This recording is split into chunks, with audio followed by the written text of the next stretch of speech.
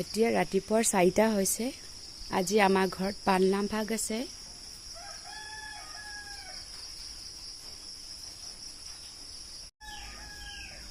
Good morning everyone, welcome back to my channel. আজি আমাৰ ঘৰত পালনাম ভাগ আছে। এতিয়া ৰাতিপুৱাৰ 4টা বাজিছে।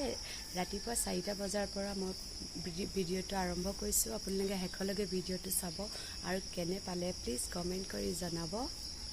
গুৰু নাৰায়ণ